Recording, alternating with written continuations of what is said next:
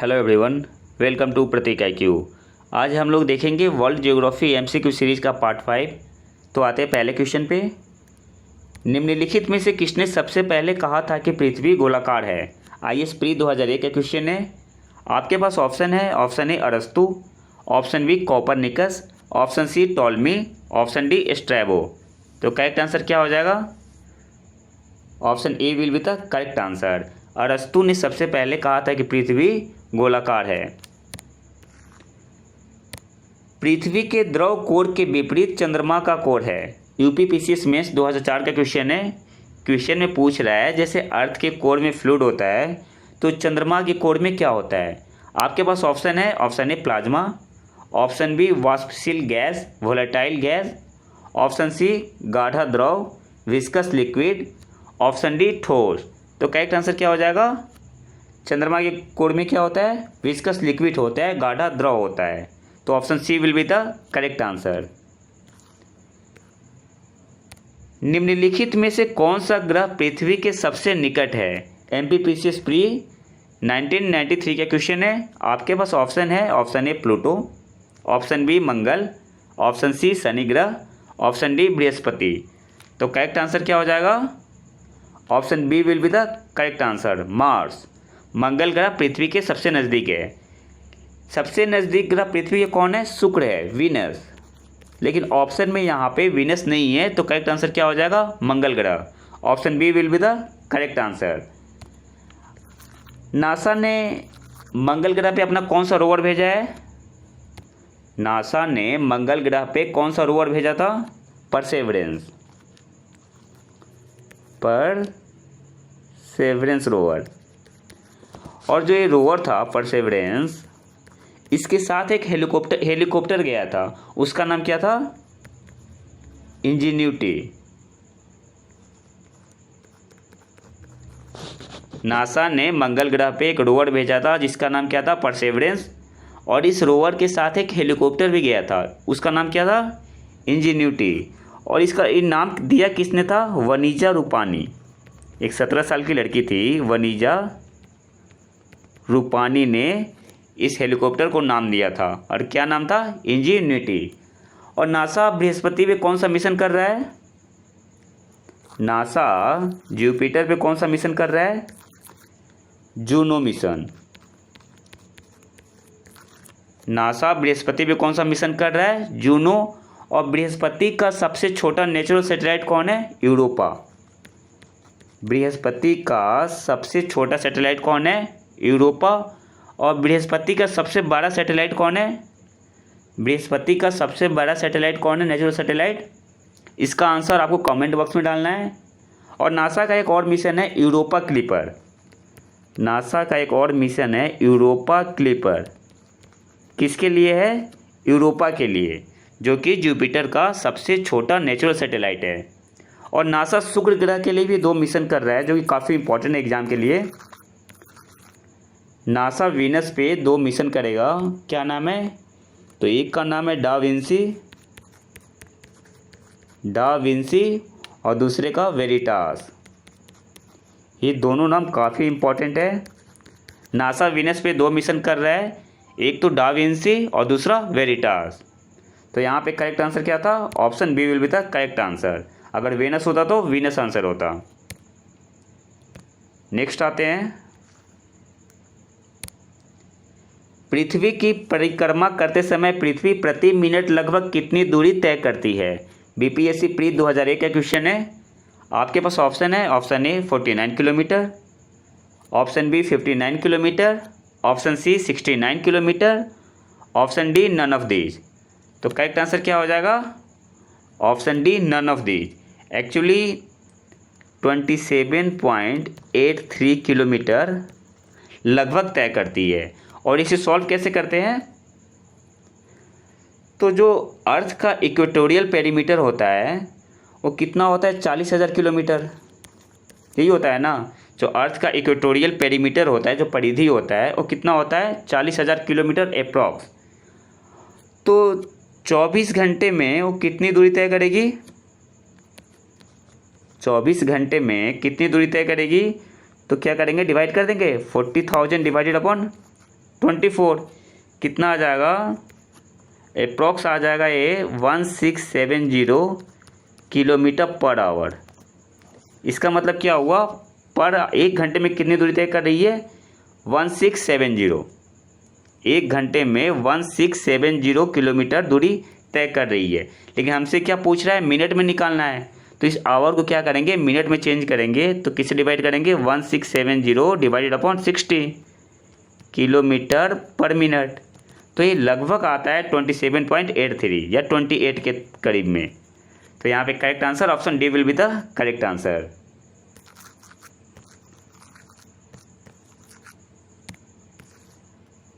जब दिन और रात की लंबाई बराबर होती है तो सूर्य की किरणें लंबवत पड़ती है। क्वेश्चन आपसे पूछ रहा है कि अगर दिन और रात की लंबाई बराबर हो तो सूर्य की किरणें कहाँ पे लंबवत पड़ेगी। आपके पास ऑप्शन है, ऑप्शन ए उत्तरी ध्रुव पे नॉर्थ पोल, ऑप्शन बी भूमध्य रेखा, ऑप्शन सी दक्षिणी ध्रुव पे, ऑप्शन डी कर्क रेखा पे। तो करेक्ट आंसर क्या हो जाएगा, option B will be the correct answer. भूमध्य रेखा पे सूर्य की किरणें लंबवत पड़ती है जब दिन और रात की लंबाई बराबर होती है, और इसे क्या बोलते हैं, इक्विनॉक्स बोलते हैं। जब दिन और रात की लंबाई बराबर होती है तो उसे क्या बोलते हैं, इक्विनॉक्स बोलते हैं। और ये साल में 2 बार होता है, साल में 2 बार ऐसा होता है। और किस दिन होता है, एक तो 21 मार्च हो गया और दूसरा 23 सितंबर। जब दिन और रात की लंबाई बराबर होती है उसे क्या बोलते हैं, इक्विनॉक्स बोलते हैं। और इस साल में 2 बार होता है, 21 मार्च को और 23 सितंबर को। नेक्स्ट आते हैं, यदि सूर्य और पृथ्वी के बीच की दूरी को वर्तमान दूरी से चौथाई कम कर दिया जाए तो किसकी प्रायिकता बढ़ जाएगी। आपके पास ऑप्शन है, ऑप्शन ए पृथ्वी सूरज में गिर जाएगी, ये तो पॉसिबल ही नहीं है, तो ये तो काट ही दो। पृथ्वी जल जाएगी, बिल्कुल नहीं। हमारे वर्ष की अवधि कम हो जाएगी, तो मैंने बताया था आपको एक बार, T² proportional to RQ Kepler's third law में। तो जब रेडियस की वैल्यू कम होगी तो टाइम पीरियड भी कम होगा। तो करेक्ट आंसर क्या हो जाएगा, option C will be the correct answer. हमारे वर्ष की अवधि कम हो जाएगी। ऑप्शन डी क्या है, पृथ्वी अंतरिक्ष में उड़ जाएगी, इसका कोई मतलब ही नहीं है। तो करेक्ट आंसर क्या हो जाएगा, option C will be the correct answer. हमारे वर्ष की अवधि कम हो जाएगी।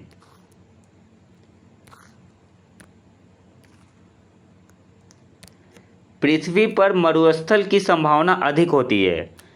पृथ्वी पर मरुस्थल की संभावना अधिक होती है कहाँ पे, आपके पास ऑप्शन है, ऑप्शन ए 0 डिग्री अक्षांश लैटिट्यूड पे, ऑप्शन बी 23 डिग्री अक्षांश पे, ऑप्शन सी 50 डिग्री अक्षांश पे, ऑप्शन डी 70 डिग्री अक्षांश पे। तो करेक्ट आंसर क्या हो जाएगा, तो जो पृथ्वी पर डिजर्ट की संभावना सबसे अधिक कहाँ होती है, 15 से 30 डिग्री लैटिट्यूड के बीच में। तो आप करेक्ट आंसर क्या हो जाएगा, option B will be the correct answer, 23 degree अक्षांश पे। पृथ्वी पर डिजर्ट की संभावना कहाँ होगी अधिक, 23 डिग्री अक्षांश या 23 डिग्री लैटिट्यूड पे। तो option B will be the correct answer. कथन है, कृत्रिम उपग्रहों को हमेशा पृथ्वी से पूर्व दिशा में प्रक्षेपित किया जाता है, और कारण क्या है, पृथ्वी पश्चिम से पूर्व की ओर घूमती है और इसलिए उपग्रह पलायन वेग प्राप्त करता है। तो कारण तो सही है, लेकिन जो कथन है कृत्रिम उपग्रह जो नेचुरल सैटेलाइट होता है उसको हमेशा पृथ्वी से पूर्व दिशा में प्रक्षेपित किया जाता है, तो ये सही नहीं है। हमेशा नहीं किया जाता है पूर्व दिशा में ही, लेकिन हमेशा नहीं किया जाता। जब हम लोग पोलर ऑर्बिट में लॉन्च करते हैं तो या तो नॉर्थ से करते हैं लॉन्च या साउथ से, तो ये तो कथन तो सही नहीं होगा, पर रीजन सही है। तो करेक्ट आंसर क्या हो जाएगा, ए असत्य है और जो आर है क्या है, वो सत्य है। तो करेक्ट आंसर हो जाएगा ऑप्शन डी। ए गलत है लेकिन आर सही है। Option D will be the correct answer.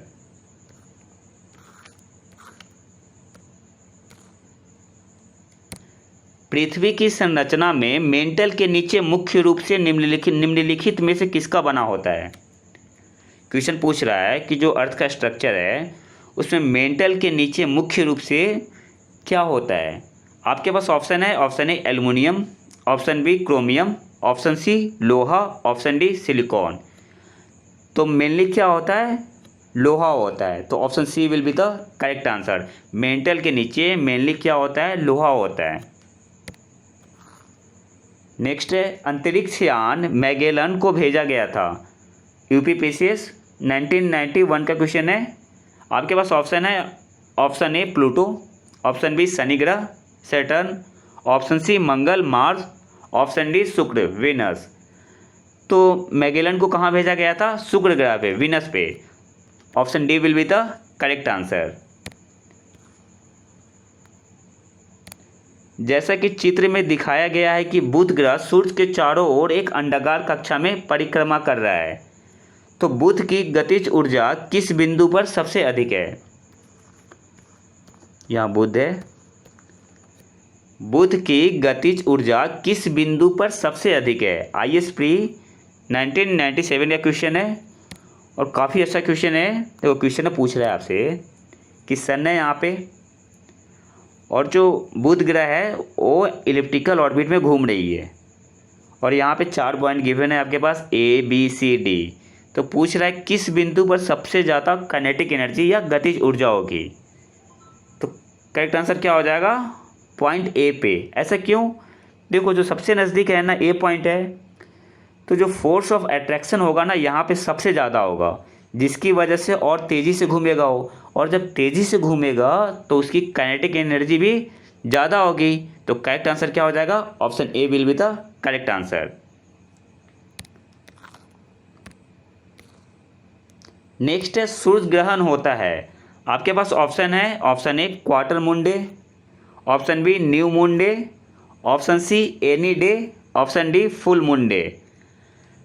Question पूछ रहा है कि सूर्य ग्रहण कब होता है? क्वार्टर मून डे के दिन, option B new moon day या अमावस्या जिसे बोलते हैं, option C any day, option D full moon day या पूर्णिमा के दिन।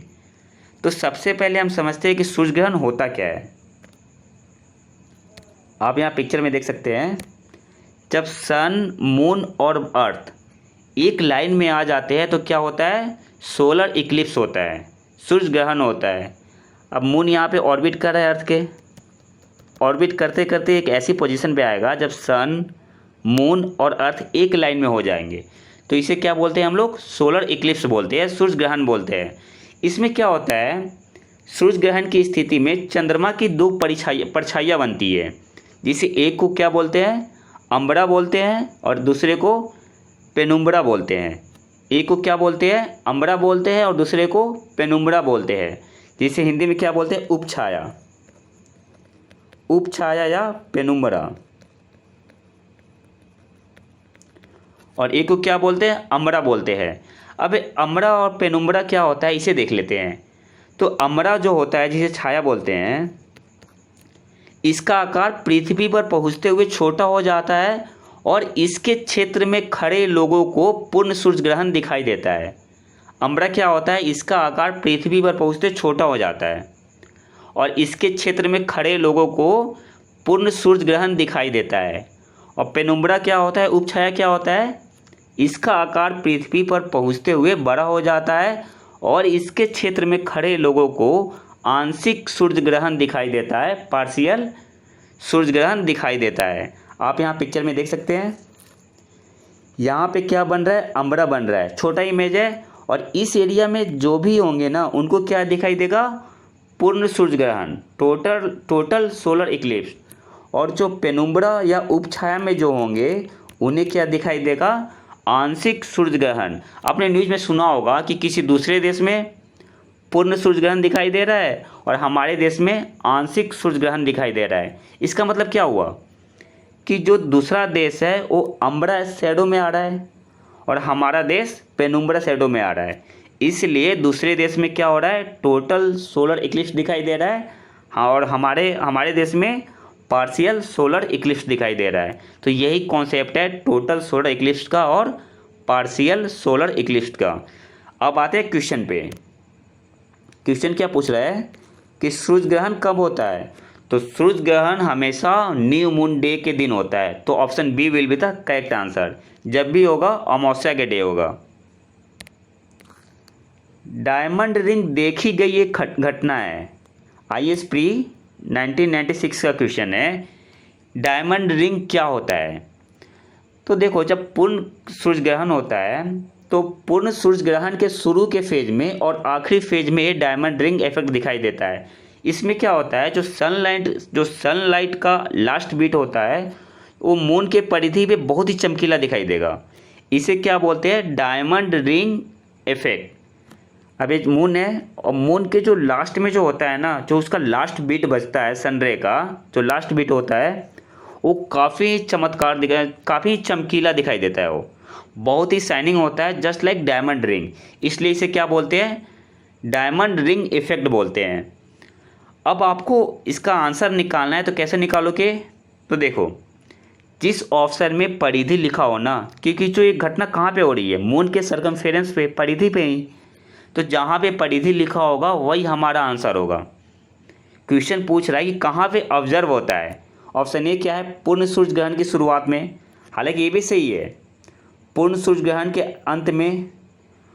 ऑप्शन सी क्या है, केवल समग्रता पथ के परिधीय क्षेत्रों के साथ, जहाँ पे सर्कमफेरेंस दिखाई दे देना वही हमारा समग्रता पथ के परिधीय क्षेत्रों के साथ। तो जहाँ पे सर्कमफेरेंस दिखाई दे दे, परिधि दिखाई दे दे, वही हमारा आंसर हो जाएगा। घटना कहाँ पे ऑब्जर्व होता है, सर्कमफेरेंस पे ही ना, परिधि पे ही। तो करेक्ट आंसर क्या हो जाएगा, option C will be the correct answer, केवल समग्रता पथ के परिधीय क्षेत्रों के साथ। Option C will be the correct answer. प्रत्येक सूर्य ग्रहण को होता है, तो मैंने पहले ही बता दिया है कि सूर्य ग्रहण कब होता है, केवल अमावस्या के दिन ही। तो option B will be the correct answer, कुछ सोचना ही नहीं है। पूर्णिमा होगा नहीं, दोनों पॉसिबल ही नहीं है। सूर्य ग्रहण कब होता है, अमावस्या के दिन। तो करेक्ट आंसर क्या हो जाएगा, option B will be the correct answer. Next है, सूर्य का प्रभा मंडल में प्रकाश के अपवर्तन द्वारा निर्मित होता है। ये क्वेश्चन हिंदी में समझ में नहीं आएगा, आप इंग्लिश में समझो इसे। जो sun's halo is produced by the refraction of light in, question पूछ रहा है आपसे कि सन्स हैलो कब दिखाई देता है, जो रिफ्रैक्शन के द्वारा दिखाई देता है वो कैसे दिखाई देता है। तो सबसे पहले हम समझेंगे सन्स हैलो होता क्या है। सबसे पहले समझेंगे कि सन्स हैलो होता क्या है, इसके बाद आप आंसर खुद से निकाल सकते हो। तो देखो, सन्स हैलो क्या होता है, एक सर्किल होता है जो सन के चारों तरफ होता है और ये विजुअल नहीं होता। सन्स हैलो क्या होता है, एक सर्किल होता है सन के चारों तरफ जो विजुअल नहीं होता है। लेकिन जब सूरज की किरणें, एक क्लाउड होता है सीरस क्लाउड, जिसको हिंदी में क्या बोलते हैं, पक्षाव बादल, पक्षाव बादल। तो सन के चारों तरफ जो एक सर्किल सा बना होता है, जब सन रे सीरस क्लाउड से गुजरती है या पक्षाव बादल से गुजरती है, तो सीरस क्लाउड में क्या होता है, हिमकण होता है। सीरस क्लाउड में क्या होता है, छोटे छोटे हिमकण होते हैं, और उस हिमकण से जो लाइट रिफ्रैक्ट होके आगे जाती है, अपवर्तन होके आगे जाती है, तो हमें क्या दिखाई देता है, सन्स हैलो विजुअल हो जाता है। तो यही पूछ रहा है कि सन्स हैलो विजुअल किसके द्वारा रिफ्रैक्शन के बाद होता है। क्वेश्चन आपसे बेसिकली यही पूछ रहा है। तो किसके द्वारा होता है, जिस ऑप्शन में सीरस क्लाउड दिखाई दे दे वही हमारा क्या हो जाएगा, आंसर हो जाएगा, सीरस क्लाउड या पक्षाव बादल। अब आते हैं ऑप्शन पे। ऑप्शन क्या है,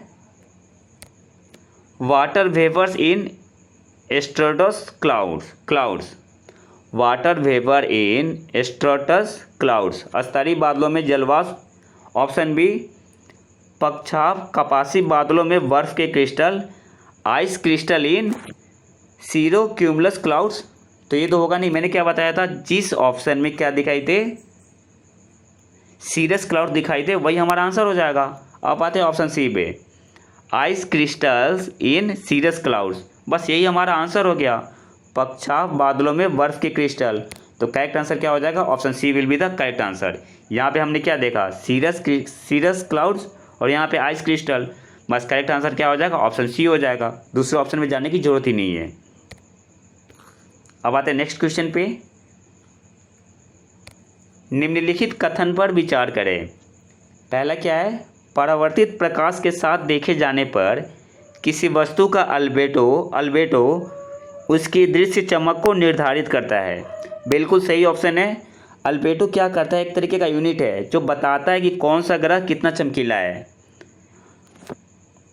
तो सेकंड कथन क्या है, बुध ग्रह का अल्बेडो पृथ्वी से बहुत बड़ा है। तो ऐसा कुछ नहीं है, बुध ग्रह का अल्बेडो पृथ्वी से छोटा होता है। तो करेक्ट आंसर केवल 1 हो जाएगा, कथन 1 सही है। आपके पास ऑप्शन है, option A 1 only, option B 2 only, option C both 1 and 2, option D neither 1 and 2। तो करेक्ट आंसर क्या हो जाएगा, ऑप्शन 1 ओनली, केवल 1 सही है। अल्बेडो क्या है, एक यूनिट टाइप का ही है जो किसी भी ग्रह की चमक को निर्धारित करता है। तो option A will be the correct answer.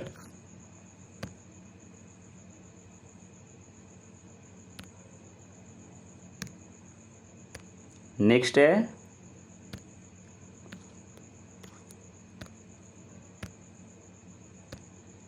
1 minute. सौर मंडल का सबसे गर्म ग्रह कौन है? आपके पास ऑप्शन है, ऑप्शन ए बुध, ऑप्शन बी शुक्र, ऑप्शन सी मंगल, ऑप्शन डी अर्थ धरती। तो करेक्ट आंसर क्या हो जाएगा, option B will be the correct answer. सौर मंडल का सबसे गर्म हॉट प्लैनेट कौन है, गर्म ग्रह कौन है, वेनस, शुक्र will be the correct answer. पृथ्वी किसके बीच स्थित है? यूपीपीसीएस मेंस 2012 का क्वेश्चन है। आपके पास ऑप्शन है, ऑप्शन ए शुक्र और मंगल, ऑप्शन बी मंगल और बृहस्पति, ऑप्शन सी शुक्र और बृहस्पति, ऑप्शन डी बुध और शुक्र। तो पृथ्वी किसके बीच स्थित है? शुक्र और मंगल ग्रह के बीच में। यहाँ पे अर्थ है, यहाँ पे अर्थ है, यहाँ पे वेनस है और यहाँ पे मार्स है, यहाँ पे मार्स है। तो अर्थ किसके बीच है? वेनस और मार्स के बीच में, शुक्र और मंगल के बीच। तो करेक्ट आंसर क्या हो जाएगा, option A will be the correct answer. ग्रहों के बारे में कौन सा कथन सत्य है? आपके पास ऑप्शन है, ऑप्शन ए ग्रह नॉन ल्यूमिनियस पिंड है और चमकते नहीं है, ग्रह अप्रकाशीय पिंड है और चमकते नहीं है। ऑप्शन बी ग्रह चमकते हैं हालांकि वे अप्रकाशीय पिंड है। ऑप्शन सी ग्रह चमकदार पिंड होते हुए भी चमकते नहीं है। ऑप्शन डी ग्रह चमकदार पिंड है और चमकते भी है। तो करेक्ट आंसर क्या हो जाएगा, option B will be the correct answer. जो प्लेनेट होते हैं वो क्या होते हैं, शाइनिंग होते हैं, चमकते हैं, हालांकि वे नॉन ल्यूमिनस पिंड है, वे अप्रकाशीय पिंड है। तो option B will be the correct answer. देखो प्लेनेट के पास कोई अपना वो नहीं होता, वो जो सन का डे होता है ना उसकी वजह से शाइन करते हैं। तो करेक्ट आंसर क्या हो जाएगा, option B will be the correct answer. अब आते हैं आज के लास्ट क्वेश्चन पे। निम्नलिखित में से कौन सौर मंडल से संबंधित नहीं है? आपके पास ऑप्शन है, ऑप्शन ए क्षुद्र ग्रह एस्ट्रॉयड्स, ऑप्शन बी धूमकेतु कोमेट्स, ऑप्शन सी प्लेनेट ग्रह, ऑप्शन डी निहारिका। तो करेक्ट आंसर क्या हो जाएगा, कौन सा सौर मंडल से संबंधित नहीं है? तो option D will be the correct answer, Niharika. Niharika होता क्या है, अंतरिक्ष में धूल और गैस का बादल है, जिसे क्या बोलते हैं, नेबुला या निहारिका। तो ये था हमारा आज का लेक्चर पार्ट 5। अगर वीडियो पसंद है तो लाइक करें और चैनल को सब्सक्राइब जरूर कर लें। मिलते हैं नए वीडियो में नए टॉपिक के साथ, तब तक के लिए नमस्कार, जय हिंद।